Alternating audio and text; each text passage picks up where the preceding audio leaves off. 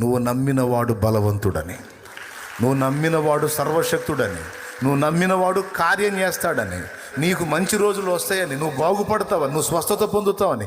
యేసు ప్రభు నమ్మినోళ్ళు చాలామంది దీవించబడ్డారని. ఒక అన్యురాలు వచ్చి విశ్వాసంతో మాట్లాడుతుంటే బుద్ధి లేకుండా, జ్ఞానం లేకుండా నువ్వేమో తర్కాలు లాజిక్లు పెట్టి అట్టెట్ట జరిగిద్ది, ఏమో ఇంత కార్యం కూడా జరిగింది, పనికి మళ్ళీ మాట్లాడుకుంటా అలాగైనా అనుమానాలు పెట్టుకుని నువ్వు బతుకుతున్నావు.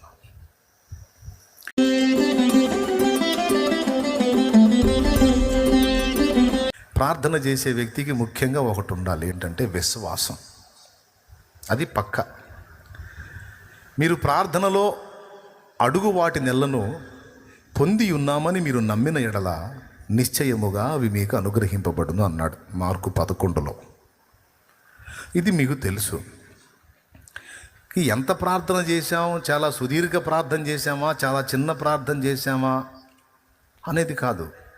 ప్రార్థించే వ్యక్తి యొక్క హృదయంలో ఉన్న విశ్వాసమే కార్యసిద్ధి కలిగిస్తుంది. ఒకడు అనుకున్నాడు, నా మీద చేతులుంచి నా రోగం ఉన్న దగ్గర తడవి దైవజనుడు నాకు స్వస్థత ఇస్తాడు అనుకున్నాడు. కానీ ఆయన లోపల నుంచి బయటికి కూడా రాలా. పోయి యోర్దాన్లో 7 మార్లు మునిగి శుద్ధుడికి అవుతాడు పొమ్మని అన్నాడు. కడుపులో మండిపోయింది. వచ్చిన ఆయన పెద్ద ఆయన, అన్నిట్లో పెద్ద, సౌండే, అధికారంలో కూడా సౌండే. మంది మార్బలాన్ని వేసుకొని బంగారు దుస్తులను తీసుకొని వచ్చాడు. కానీ సేవకుడు లోపల నుంచి బయటికి కూడా రాలా. యోర్దాన్లో 7 సార్లు మునగమను, ఆ కుష్ఠ జబ్బు పోయింది పొమ్మను అన్నాడు. కడుపులో మండిపోయింది. తిప్పరారదం అన్నాడు. ఆవేశంగా వెళ్ళిపోతున్నాడు. ఎంత సేవకుడైతే మాత్రం ఎంత గర్వమా! నా అంతటి మనుషుడు వస్తే కనీసం లోపలికి పిలవకుండా సరే తీసేయి, బయట నిలబెట్టైనా కనీసం చేతులుంచి నన్ను స్వస్థపరచాల్సిందే. యోర్దాన్లో మునిగేది ఇంతకంటే ఈ మురికి నది కాకపోతే మా దగ్గర మంచి నదులు లేవయింది అని ఆవేశంగా వెళ్తే పనివాడు చెప్పాడు, దేవుడి దగ్గరికి వచ్చినప్పుడు, దైవ సేవకుల దగ్గరికి వచ్చినప్పుడు ఓవర్ యాక్షన్ పనికిరాదు. ఎట్లా? దేవుడి దగ్గరికి వచ్చినప్పుడు, దైవజనుల దగ్గరికి వచ్చినప్పుడు ఓవర్ యాక్షన్ చేయకూడదు. అది నువ్వు ఏదన్నా అవకాశం ఉన్న దగ్గర చెయ్యి. దేవుని దగ్గర, దైవ సేవకుల దగ్గర జాగ్రత్తగా ఉండాలి, వినయంగా ఉండాలి. నా యజమానుడా, దైవజనుడు ఇంకొక రిస్క్ పని నీకు చెప్తే నువ్వు చేయవా? ఏం చెప్పాడు? యోర్దాన్లో 7 సార్లు మునగమని అన్నాడు. అట్లా కాకుండా 100 రోజుల పాటు తల కింద పెట్టి కాళ్ళు పైకి లేపి అట్టనే ఉండమని అంటే ఉండాలిగా. రోగం తగ్గాలంటే అట్లాంటి పని ఏం చెప్పలేదుగా. పెద్ద మొత్తంలో డబ్బన్నా అడిగాడా? పైసా ఆశించలేదుగా. నువ్వు తెచ్చిన బంగారు కానీ, నువ్వు తెచ్చిన దుస్తుల బట్టలు కానీ ఏమీ ఆశించలేదుగా. అసలు నువ్వు ఎట్లాంటి పొజిషన్లో వచ్చావు ఏం పట్టించుకోలేదుగా. అర్థం కాలేదా? ఆయన కకృతి మాలోహం కాదని, ఆయన డబ్బు వెంట పరిగెత్తేవాడు కాదు, నిజంగా దైవజనుడు నీకు అర్థం కాలేదా? నువ్వు డబ్బు చూపిస్తే డబ్బుకు బెండయ్యే రకం కాదని తెలియలేదా? అధికారాలకు భయపడేవాడు కాదు, అతడు నిజముగా దైవజనుడని నీవు గ్రహించలేదా? దైవజనుడు చెప్పింది చేయాలా అన్నప్పుడు అంతేనంటావా? అంతేనయ్యా. ఈ మాటలు విన్న తర్వాత నయమాను అనేవాడికి విశ్వాసం కలిగింది. అరే తప్పు చేశాను, నిజమే కదా, తగ్గిద్ది కదా, ఎందుకు ఆవేశపడ్డాను అని అప్పుడు బాధపడి వెళ్ళి ఆ యోర్దానులో 7 మార్లు మునిగినప్పుడు 7వ మారు లేచినప్పుడు అతని దేహం మీద ఉన్న కుష్ఠం అంతా పోయి పసిపిల్లవాని దేహము వలె మారిందని రాజుల 2వ గ్రంథము 5లో మనకి వ్రాయబడి ఉంది. 5వ అధ్యాయంలో నయమాను స్టోరీ. ఇక్కడ అతనేమనుకున్నాడంటే పైన తడవి ప్రార్థన చేస్తాడు, జబ్బుగా ఉన్న స్థలమును ముట్టి ప్రార్థన చేస్తాడు అనుకున్నాడు. కానీ దేవుడు దైవజనుని ద్వారా ఇంకో పని చెప్పాడు, యోర్దాన్లో మునగమని. పనివాడు అతనికి చెప్పినప్పుడు అతనికి విశ్వాసం కలిగింది, వెళ్ళి మునిగాడు, జవాబు పొందాడు. ఒక ఆమె అనుకుంది, నేను యేసయ్యనేం ముట్టుకోవాల్సిన అవసరం లేదు, ఆయన వచ్చి నన్ను ఏం టచ్ చేయాల్సిన అవసరం లేదు, జస్ట్ ఆయన వస్త్రపు చెంగు మాత్రం ముడితే చాలు నాకు స్వస్థత వచ్చిద్దని విశ్వసించింది. యేసయ్య ముందుకు వచ్చి, అయ్యా అయ్యా 12 సంవత్సరాల నుంచి అల్లాడిపోతున్నాను అయ్యా అయ్యా ఒక్కసారి నన్ను తాకయ్యా అయ్యా అనలా. అందామని అనుకోను కూడా అనుకోలా, ఏం అవసరంలా.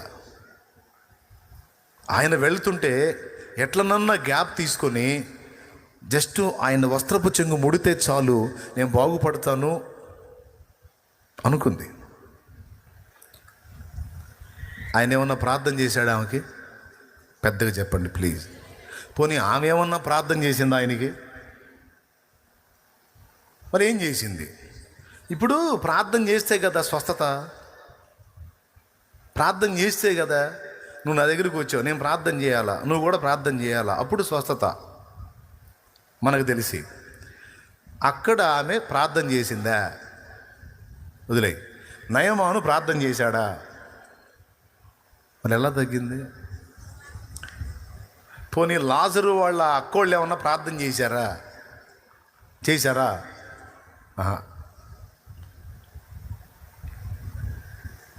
అక్కడ యేసయ్యే చేశాడు. ఒక్కసారి ఆలోచించండి. వాళ్ళు జస్ట్ విశ్వాసం ఉంచారు. విశ్వాసం యొక్క శక్తి నీకు అర్థం కావాలని చెప్తున్నా. కొంతమంది దీర్ఘాలు తీసి అబ్బో నాయన అనర్గళంగా ప్రార్థన చేస్తారు, కానీ అది జరిగిద్దని ఖచ్చితంగా నమ్మరు. తలకాయ నిండా తట్టెడు అనుమానాలు. గుంపులో కలిసి ప్రార్థన మాత్రం, ప్రేమగల మా తండ్రి పరిశుద్ధ ప్రభువా దేవా యేసయ్యా నీకు వందనములు తండ్రి స్తోత్రములని చక్కగా చిలక పలుకుల్లాగా చుట్టూ కూర్చొని వినేవాళ్ళు అబ్బో ఆహా ఓహో చాలా అద్భుతంగా ప్రార్థన చేస్తుంది, సూపర్గా ప్రార్థన చేస్తున్నాడు అనుకోవాలని బిల్డప్ కోసం కొంతమంది చేస్తుంటారు.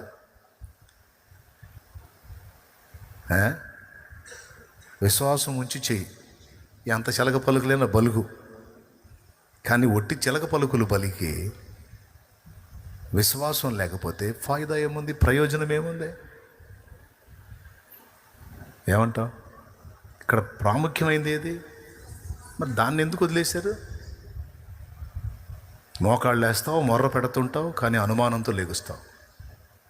మోకాళ్ళు వేస్తావు, మొర్ర పెడుతుంటావు, జరిగిద్దంటావా అనుకుంటావు. అట్లా మోకాళ్ళు వేసి మొర్ర పెట్టేటప్పుడు విశ్వాసం ప్రాముఖ్యం కదా. అందుకే నేను ఇవన్నీ గమనించాను. విశ్వాసమే ప్రధాన పాత్ర పోషిస్తుంది సమాధానానికి. ఆమె ఏం లేదు, నేను జస్ట్ ఆయన వస్త్రపు చెంగు ముడితే చాలు అనుకుంది. అలాగునే 12 సంవత్సరాలు ఆమెకు కూడా క్యాన్సరే, బ్లీడింగ్ ప్రాబ్లం ఉంది ఆమెకి నిరంతరం. ఒక స్త్రీకి ఎంత శోధనో అది భయంకరమైన శాపం లాగా ఉంటుంది అన్నమాట. కొద్ది రోజులు అనుభవించాలంటే కొంతమందికి విపరీతమైన కడుపు నొప్పితో కొంతమంది బిడ్డలు అల్లాడిపోతూ ఉంటారు. పాపం 12 సంవత్సరాల బాధపడింది ఆ తల్లి. అయితే నేను యేసయ్య దగ్గరికి వెళ్తే ఆయన ప్రార్థన చేస్తాడు, లేకపోతే నేను పోయి ఆయనకి ప్రార్థన చేస్తా ఏమనుకోలా. జనాల్లోకి వెళ్ళింది, సైలెంట్గా వెళ్ళింది, వెనక ఆయన వస్త్రపు చెంగును అలా టచ్ చేసింది, అంతే. తక్షణమే 12 ఏళ్ల నుంచి నిర్విరామంగా ఇబ్బంది పడుతున్న ఆ సమస్య ఆన్ ది స్పాట్ ఆ సెకండ్లో బ్రేక్ అయిపోయింది.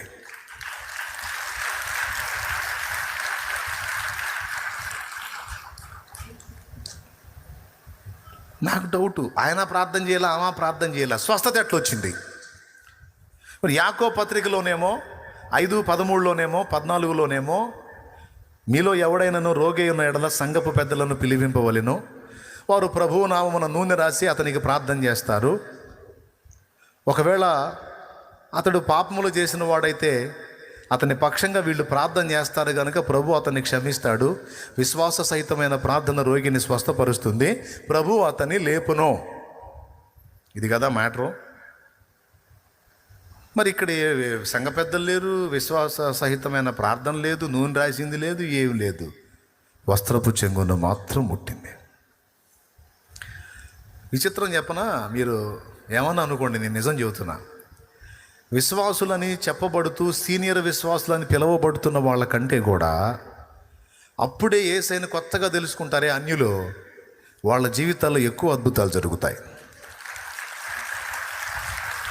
నేను కళ్ళారా చూసా, ఎక్కువ అద్భుతాలు, మామూలు ఆశ్చర్యాలు జరగవు వాళ్ళకి. క్రొత్తగా దేవుళ్ళలోకి వచ్చి పసిపిల్లల్లాగా దేవుడిని నమ్ముతారు చూడు, వాళ్ళ పట్ల మామూలు కార్యాలు జరగవు వాళ్ళ పట్ల. ఎందుకు తెలుసా? సీనియర్ విశ్వాసులకి విశ్వాసం పోయి లాజిక్ వచ్చింది.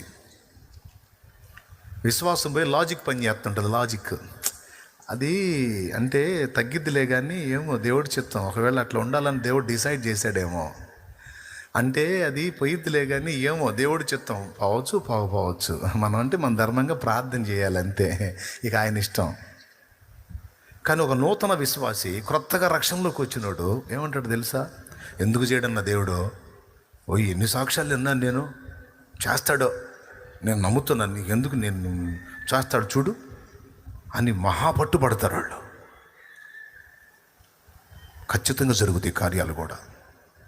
ఎంతమంది ఒప్పుకుంటారు? నువ్వు సీనియర్ విశ్వాసివి, నీ విశ్వాసం గొప్పదా? క్రొత్తగా రక్షణలోకి వచ్చిన వాళ్ళ విశ్వాసం గొప్పదా? నీకు ఆశ్చర్యం కలగలేదా? వాళ్ళు మాట్లాడే మాటలు కొన్నిసార్లు నీకంటే కూడా గొప్ప మాటలు మాట్లాడతారు వాళ్ళు. ఒక్కోసారి అన్యులే చెబుతారు మనకు సలహా. వచ్చి మనం ఏడుస్తుంటే దగ్గరకు వచ్చి, ఏంది బాధపడతావు, అంత గొప్ప దేవుడిని నమ్ముకొని ఆ నాయన్ని నమ్ముకున్న వాళ్ళు అందరూ బాగుపడుతున్నారు, నీకు కూడా మంచి రోజులు వస్తాయిలే, బాధపడవాకని వాళ్ళు చెబుతారు. అప్పుడు మనం గదిలోకి పోయి తలుపేసుకొని పైకి ఊసుకోవాలా. ఎక్కడ పైకి ఊస్తే అప్పుడు ముఖం మీద పడిద్ది కదా, లేకపోతే మన మీద మనం ఊసుకోవటానికి కుదరదుగా. అందుకని పైకి ఊస్తే కరెక్ట్గా ముఖం మీద పడితే అప్పుడు సిగ్గు వచ్చింది. థూ అని దేవునికి స్తోత్రం కలుగునుగా. అర్థమైందా? గదిలో పోయి తలుపేసుకోవాలని ఏందో అనుకున్నారు కదా, ఊసుకోవటానికి. వాళ్ళ విశ్వాసం ఆమె వచ్చి చెబుతుంటుంది నీకు, నువ్వు నమ్మినవాడు బలవంతుడని, నువ్వు నమ్మినవాడు సర్వశక్తుడని, నువ్వు నమ్మినవాడు కార్యం చేస్తాడని, నీకు మంచి రోజులు వస్తాయని, నువ్వు బాగుపడతావని, నువ్వు స్వస్థత పొందుతావని. యేసు ప్రభు నమ్మిన వాళ్ళు చాలామంది దీవించబడ్డారని. ఒక అన్యురాలు వచ్చి విశ్వాసంతో మాట్లాడుతుంటే బుద్ధి లేకుండా, జ్ఞానం లేకుండా నువ్వేమో తర్కాలు, లాజిక్లు పెట్టి అట్టెట్ట జరిగిద్ది, ఏమో ఇంత కార్యం కూడా జరిగి పనికి మళ్ళీ మాటలన్నీ మాట్లాడుకుంటా తలకైనా అనుమానాలు పెట్టుకుని నువ్వు బతుకుతున్నావు. అవునా కాదా? వాస్తవంగా నా పాయింట్ ఏంటంటే, అసలు ప్రార్థనే లేకుండా స్వస్థతలు కూడా జరిగాయి. అది బైబిల్లో ఉంది. ప్రార్థన చేసినప్పుడు కూడా కార్యాలు జరిగాయి, అది బైబిల్లో ఉంది. సేవకులు ప్రార్థించినప్పుడు కూడా కార్యాలు జరిగాయి, అది బైబిల్లో ఉంది. ఇంకా చెప్పాలంటే ఇంకొక మాట కూడా వినండి. పౌలు నడికట్లైనను చేతి వస్త్రములైనను రోగులకు తగిలినప్పుడు బాగుపడ్డారని ఉంది. అక్కడ కూడా ప్రార్థన జరగల. చూడు అపోస్తల కార్యం 19 చూడు. ఒకవేళ ఆ క్లాత్ తీసుకెళ్ళి రోగి మీద అయితే ఏమని ప్రార్థన చేస్తారు? పౌలు చేతి వస్త్రం తగ్గాలి, తగ్గాలి, తగ్గాలి, రోగం తగ్గాలి, రోగం తగ్గాలి అంటారా? పౌలు నడికట్టు రోగం తగ్గాలి, రోగం తగ్గాలి అంటారా? ఏమంటారు? పౌలు చేతి వస్త్రములైనా, నడికట్లైనా, తుంట్ల వస్త్రాలైనా రోగులకు తగిలినప్పుడు వారు స్వస్థత నొందారని ఉంది. టచ్ అయితే చాలు స్వస్థత వచ్చింది. చదువు 19 అపోస్తల కార్యం 19వ అధ్యాయము. దేవుడు పౌలు చేత విశేషమైన సూచక్రియలు జరిగించాడు. అతని శరీరమునకు తగిలిన చేతి గుడ్డలైనను, అతని శరీరమునకు తగిలిన చేతి గుడ్డలైన, నడికట్లైనను రోగుల యొద్దకు తెచ్చినప్పుడు. చూడండి ఏం చేశారో తెలుసా? విశ్వాసులు ఉంటారు కదా, చేతి గుడ్లు ఉంటాయి కదా, నడికట్లు ఉంటాయి కదా. పౌలు శరీరానికి టచ్ చేసేవాళ్ళు, పౌలు శరీరానికి తగిలేటట్టు విసిరేవాళ్ళు. ఆ వస్త్రం పౌలు శరీరాన్ని టచ్ చేసింది కదా, అది తీసుకెళ్ళి రోగి మీద వేసేవాళ్ళు. వాడికి స్వస్థత వచ్చేది. పౌలు దగ్గరికి వచ్చిన నడికట్లు ఉంటాయి కదా, ఆ నడికట్టు తీసుకొని పౌలు దూరంలో ఉన్నాడు అనుకో, ఆయనకు తగిలేటట్టు విసిరి ఆ నడికట్టు తీసుకెళ్ళి రోగి మీద వేస్తే వాడికి తగ్గేది. అతని శరీరమునకు తగిలిన చేతి గుడ్డలైనను నడికట్లైనను రోగుల యొద్దకు తెచ్చినప్పుడు రోగముల వారు విడిచెను, దయ్యములు కూడా వదిలిపోయాను. ఒక్కసారి ఆలోచించండి, ఇక్కడ ప్రార్థన జరిగిందని ఉందా? ప్రార్థన చేసిందని ఉందా? ఆ వస్త్రాలు తెచ్చి ప్రార్థన చేశారా? లేదు. సంఘ పెద్దలు నూనె రాసి ప్రార్థన చేశారని యాకోబు పత్రిక ఉంది. అపోస్తలులు నూనె రాసి అనేక రోగులను స్వస్థపరిచిరని ఉంది. మీరు గుర్తిస్తే చాలా చోట్ల ప్రార్థన లేని ప్రదేశంలో సైతము విశ్వాసము పని చేసినట్టు లేఖనం సాక్ష్యమిస్తుంది. నీ ప్రార్థన నిన్ను స్వస్థపరిచిందనలా, నీ విశ్వాసమే నిన్ను స్వస్థపరిచింది.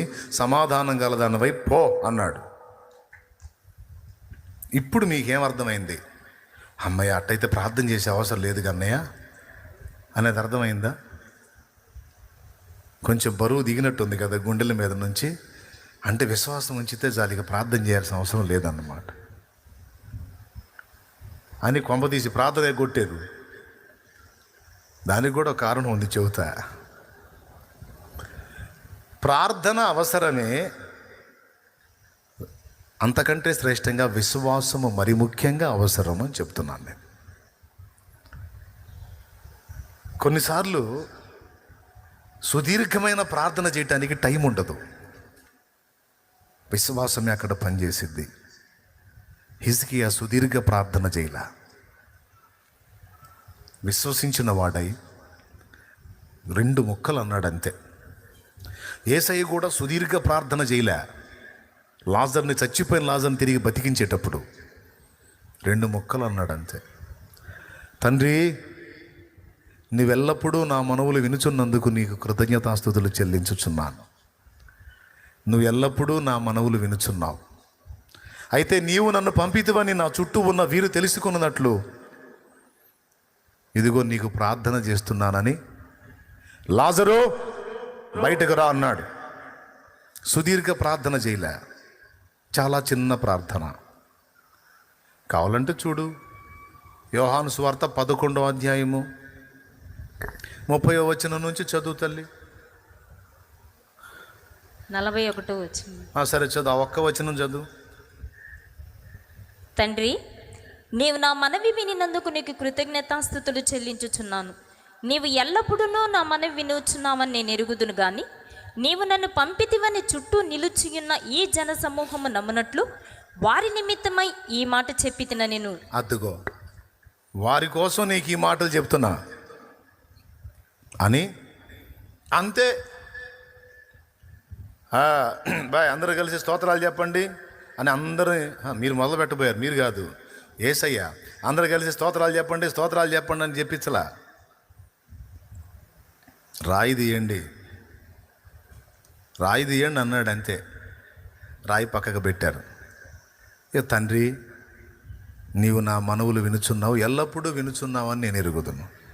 నీవు నన్ను పంపిదివని నా చుట్టూ ఉన్న వీళ్ళు తెలుసుకోవాలి. అందుకు ఈ మాట చెప్తున్నా. అయిపోయింది, ఇదే ప్రార్థన. ఎంత ప్రార్థన?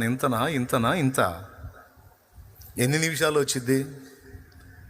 లాజరు బయటకు రా అంటే చచ్చిపోయినాడు అలాగ లేచి వచ్చాడు. అది అంటే ఇక్కడ ఏది పని చేస్తుంది పెద్దగా? అది సుదీర్ఘ ప్రార్థనలు చేసి విశ్వసించనిచో ఆ ప్రార్థనలన్నీ వట్టి మాటలుగా గాలికి పోతాయి తప్ప ప్రయోజనం శూన్యం. చిన్న 4 ముక్కలు నువ్వు మాట్లాడినా దేవునికి నువ్వు అప్పచెప్పిన ఆ విషయాన్ని నిశ్చయంగా దేవుడు నెరవేర్చగలడని నువ్వు విశ్వసించగలిగితే ఆ 4 ముక్కలే శక్తివంతమైనదే కార్యసిద్ధి కలిగిస్తుంది. ఇది నా పాయింట్. చెయ్యి, ప్రార్థన చేయి, ఇక నుంచి నువ్వు చెయ్యి. నీ ఇంటి పక్క వారికి చెయ్యి, ఇరుగు పొరుగులకు చెయ్యి. పరిగెత్తుకుంటా రావాలా నీ దగ్గరికి. అక్క ప్రార్థన చేయక అనుకుంటా రావాలా. ఆ మెట్టికి ఎక్కాలా నువ్వు. మీరందరినీ దేవుడు ఫిలిప్పులను చేసినట్టు చేయునుగాక, స్టెఫనులను చేసినట్టు చేయునుగాక. హల్లెలూయా, హల్లెలూయా, హల్లెలూయా. దేవా, నా బిడ్డలందరిలో ఈ చైతన్యం స్థిరపరచు. నా బిడ్డలందరిలో ఈ చైతన్యం రావాలి ప్రభువా. తమ బాధ్యతను గుర్తుపట్టాలి, తమకి ఇవ్వబడిన శక్తి గుర్తుపట్టాలి, తమలో నువ్వు ఉంచిన ప్రభావాన్ని గుర్తుపట్టాలి, తమ ప్రార్థన కూడా జవాబు ఉందని గుర్తుపట్టాలి, తమ ప్రార్థన కూడా నువ్వు వింటావని గుర్తుపట్టాలి, తమ కన్నీళ్ళ కూడా నువ్వు జవాబిస్తావని గుర్తుపట్టాలి, తమ మొర్ర కూడా నువ్వు వింటావని గుర్తుపట్టాలి. పొరుగువారి విషయంలో తన ప్రార్థనను ఆలకిస్తావన్న విశ్వాసం బిడ్డల్లో కలగాలి. ఏ పొద్దు తమ సమస్యల కోసమే కాదు, ఇతరుల కోసం ప్రార్థించిన వారికి సైతం వీరి వల్ల జవాబు ఉందన్న సత్యం ప్రజలకు అర్థమయ్యేటట్టు, సంఘానికి అర్థమయ్యేటట్టు కార్యము చేయి తండ్రి. నీకు వందనాలు, వందనాలు, వందనాలు. సేవకులు తమ సంఘాల్లో ఈ చైతన్యం తీసుకొని రావటానికి సహాయం చేయండి. విశ్వాసులందరూ బలాభివృద్ధి పొందాలి ప్రభువా. శక్తివంతులు కావాలి, అల్పులుగా కాదు గనులుగా కావాలి, ఆత్మలను గెలుచువారు కావాలి, ప్రచండ యోధులు కావాలి, సాతానుతో ఎదురేగి పోరాడి వాడిని తొక్కి ఆత్మలను బయటికి తెచ్చే యోధులు కావాలి, యోధులు కావాలి, యోధులు కావాలి. కృపతో జ్ఞాపకం చేసుకోమని చిన్నలు, పెద్దలు, వృద్ధులు, స్త్రీలు, పురుషులు ఎవరు అందరినీ చేతికి అప్పగిస్తూ సత్యవాక్యము తమ యందు కలిగి ఉండి సత్యమును ప్రచురించి నీ శక్తిని లోకానికి చూపునట్లు నీవే కార్యము చేయమని యేసుక్రీస్తు నామములో వేడుచున్నాం తండ్రి. ఆమేన్.